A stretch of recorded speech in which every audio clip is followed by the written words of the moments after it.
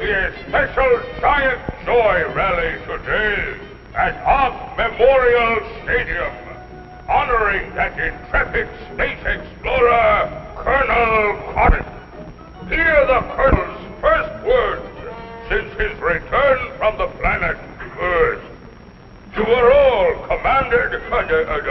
invited to attend.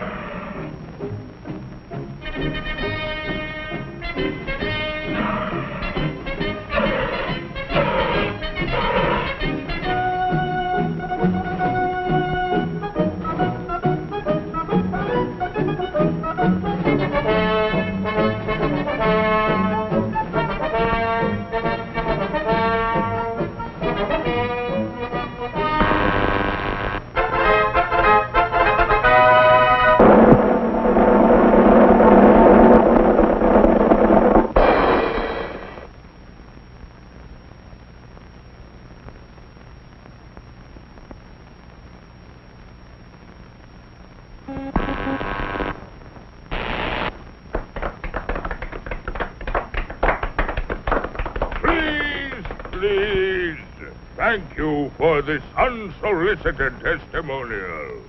And now, by special permission of the Commander-in-Chief, me, here is Mars' first space explorer, Colonel Cosmic.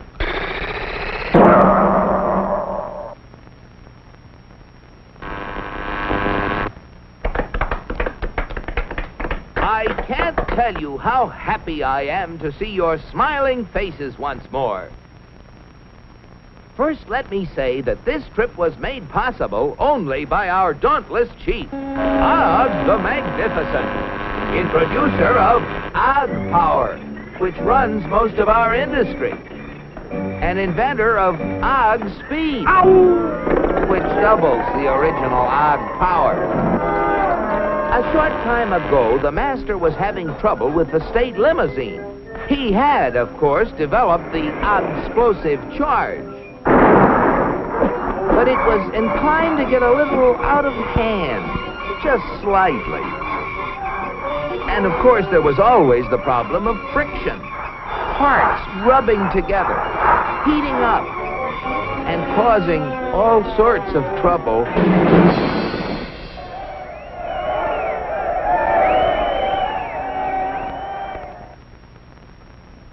But our leader was undaunted. He immediately ordered our first expedition into space to bring back the secret of how other planets got their state limousines to run smoothly.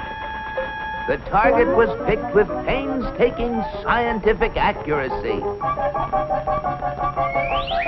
Destination Earth. You all know with what eagerness I volunteered for the mission, and with what confidence I took off.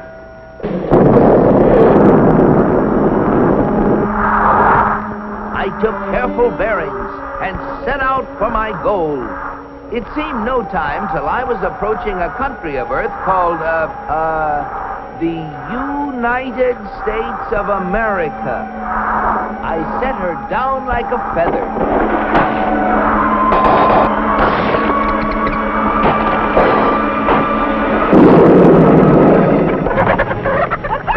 What's all the racket?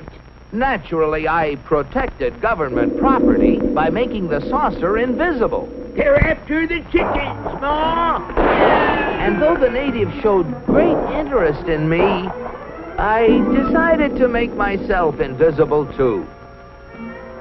Seeing moving lights in the distance, I headed for them. What phenomenal luck! I had landed close to what seemed to be an endless procession of state limousines. They moved quickly, and yet with fantastic smoothness. I just had to get a closer look at one of those Earthmobiles.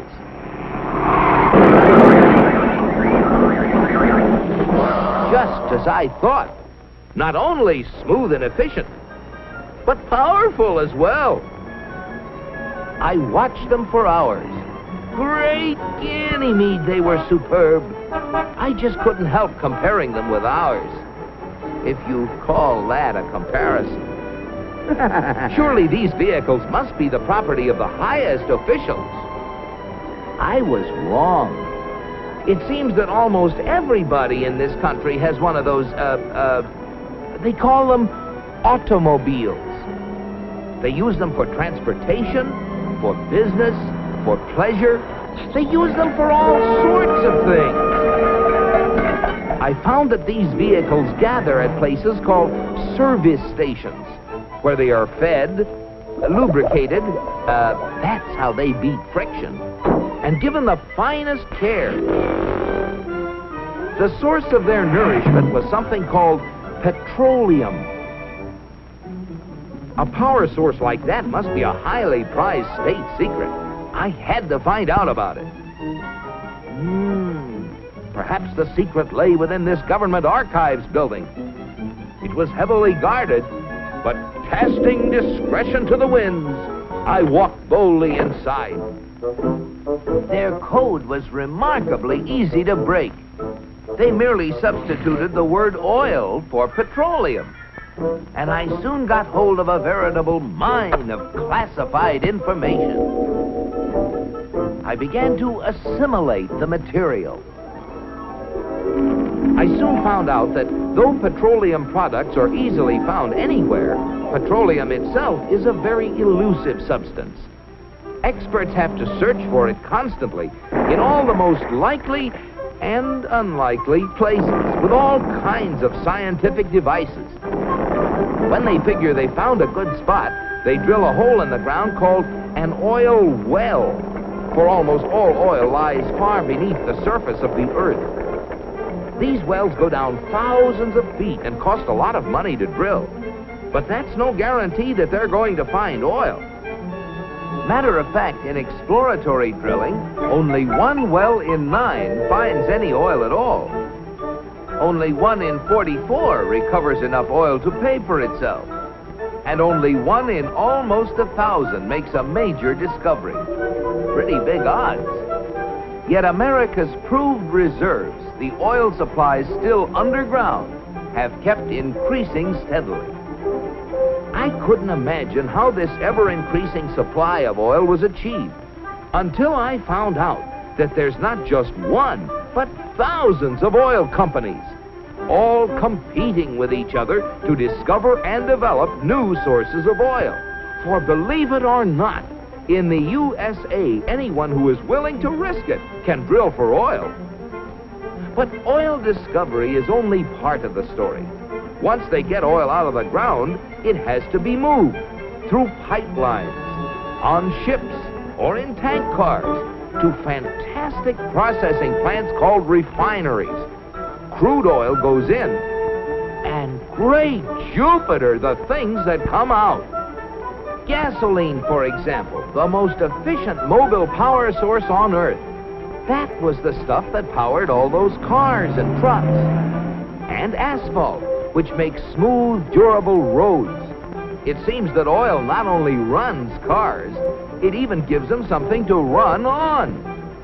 Another oil product is the diesel fuel, which runs giant trains across the nation. In winter, fuel oil made from petroleum brings warmth and comfort to millions of homes. And still other fuels help defend America's shores and skies.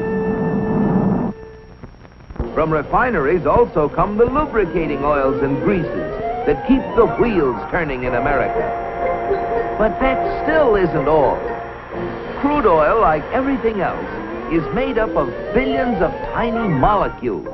And using the magic of research, oil companies compete with each other in taking the petroleum molecule apart and rearranging it into, well, you name it, fabrics, toothbrushes, tires, insecticides, cosmetics, weed killers, a whole galaxy of things to make a better life on Earth. And you know, it isn't just oil companies that try to outdo each other, competing for the customer's dollar. The same story is true of almost every successful business enterprise in America. The result? A higher standard of living in the USA than in any other country on the whole planet. At last, the secret was mine. And now, to get proof of my discovery, smuggled past the border guards. In spite of my infinite precautions, one of them became suspicious and gave the alarm. Come back for the eggs, did you? Yeah! And so, with the fond farewells of the natives ringing in my ears, I took off once again for Mars. My landing was a little bumpy, but I saved my precious cargo. Yes, I brought the secrets back with me, and here they are. The big secret is, of course, oil, which has brought a better life to all the people in the USA. But the key to making oil work for everybody is competition. Fellow Martians, I thank you. Very interesting, Colonel. Oil, huh? Sounds splendid. But that, what was it? Competition. Not our kind of thing at all.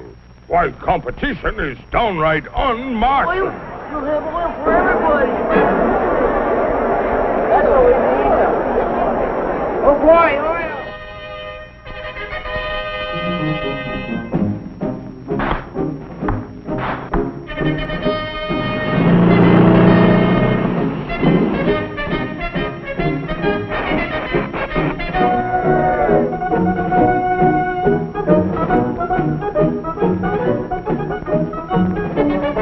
Look at them.